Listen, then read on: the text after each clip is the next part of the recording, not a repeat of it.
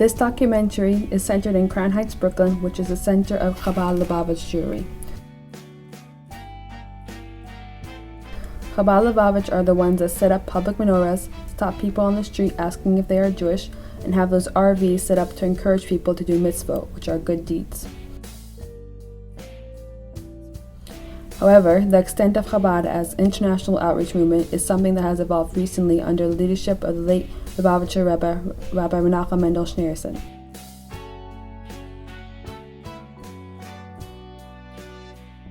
The Crown Heights community in itself is very diverse, but I grew up in the Jewish part of it, which is a really warm community. Everyone's accepting and loving, and everyone wants to help each other, and they mean well. But sometimes they just get in your face, and once you do something, and everyone knows about it 2 seconds later. Well, I grew up in a Lubavitch town called Crown Heights, and growing up, especially being a teenager, can be quite interesting, to say the least. I guess you could say I like how close everyone is, but at the same time that's also sometimes a bad thing, but it's kind of nice how everyone's always getting jobs for each other because we're all Jewish and we're all in it together. There are really nice people in Crown Heights, there are a lot of nice people in this community, but there are also tons and tons of people who just butt into your business, I hate the judgment that the community just all gives you when you're being different. For me, you can walk down the street with a skirt above your knees and an old man will come up to you and tell you that your skirt is too short. He doesn't have to know you, he just says it. Has it happened to you? Many a time. That has happened to me. My response to that happening is just, I'd turn to the old guy and say, "That's great, I'm gonna do that," and just walk away.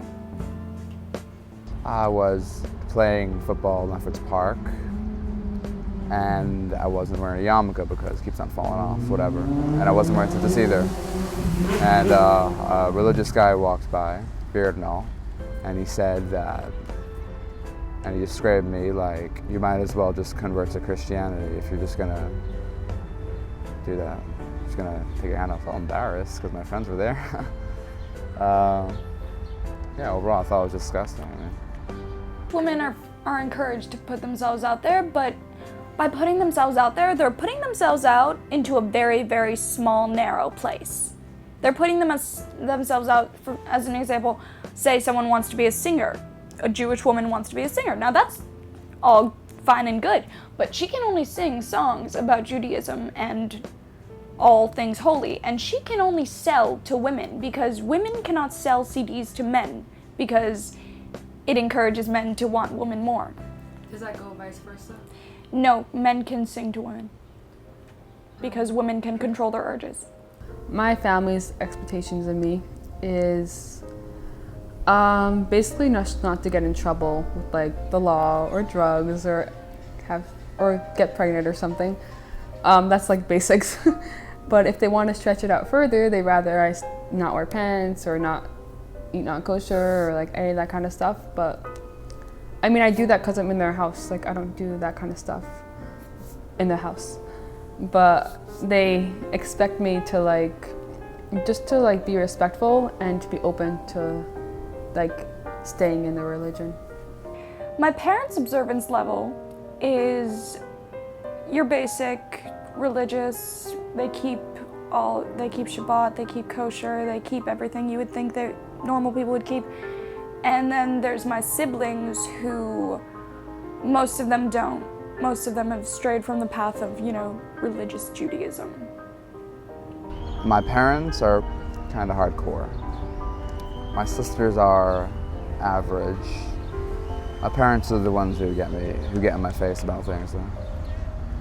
Well, my parents and my family's expectations of me have changed and are constantly changing. On some level they want me to be religious and to be like them, but on another level, as long as I'm happy and I'm a good person, then that's good enough for them. But that wasn't always the case. When I was younger, it was more towards being more religious and this and that, and as I grow older, my mom realizes that it's not as important and she has to let it go a little more. When I was growing up, I felt like I could ask questions, but I felt like I never got the right answer.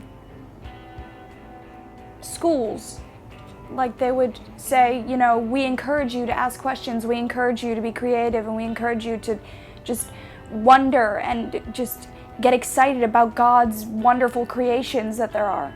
But they wouldn't really tell you anything if you asked them a specific question.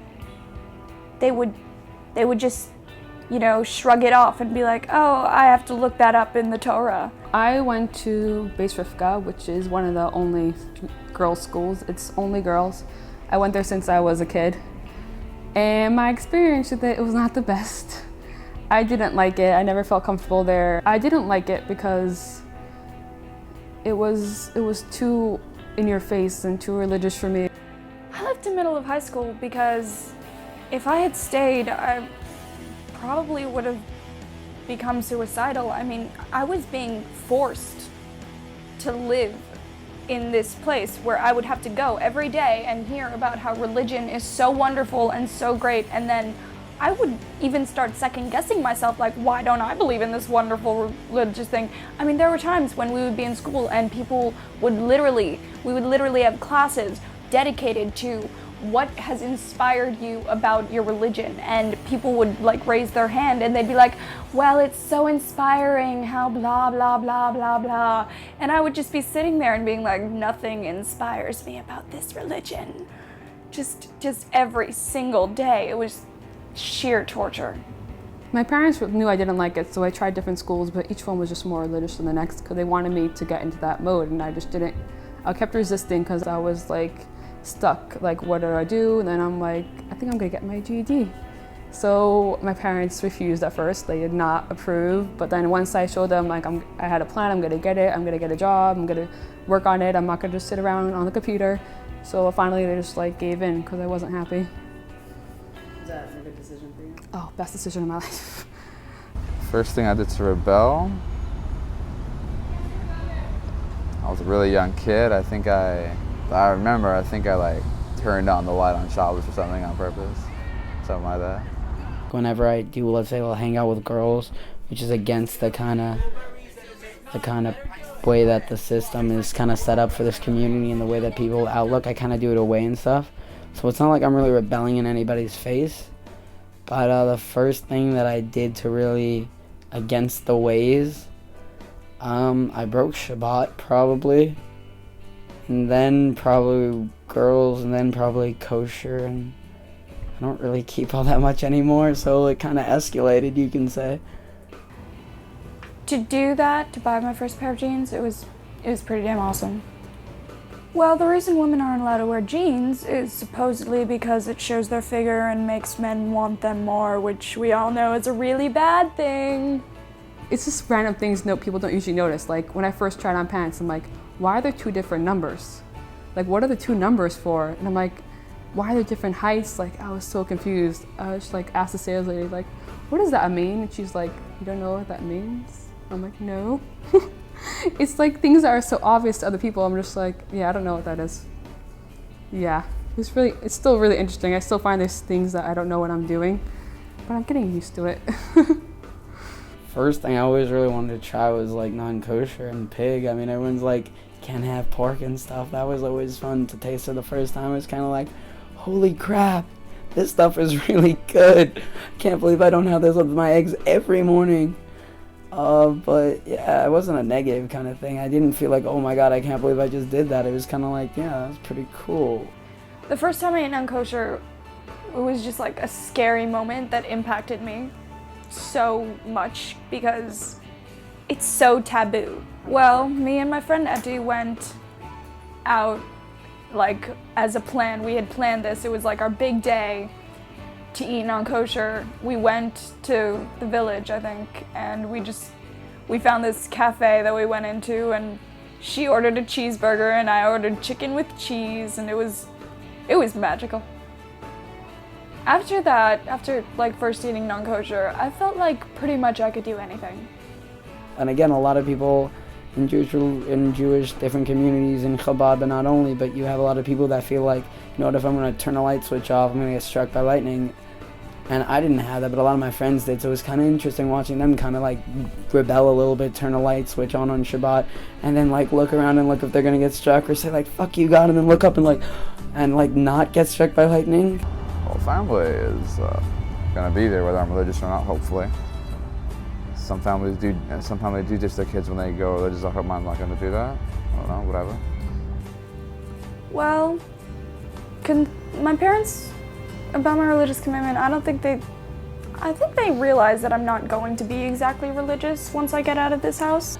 Probably consider myself agnostic because it's really hard to define, say that mine's better than yours or yours is better than mine. And it's very easy to use my religion to prove your religion wrong and your religion to prove my religion wrong. And it comes down to faith and a lot of blind faith, and that's something that I don't like to do in general, is the blind faith, because I'm one of those people that really don't like to take steps unless I'm really sure of them. So I would probably consider myself agnostic at this point. I don't consider myself Jewish, so how could I consider myself Lubavitch? Why don't you consider yourself Jewish? Because Judaism is all about faith and I don't have any faith. So how could I consider myself Jewish? If someone asks me, are you Litvish or Lubavitch, or it's not good, I'd say Lubavitch if I was to choose. What do I see myself in 5 years? This is where you can really tell that I'm egotistical and got a God complex.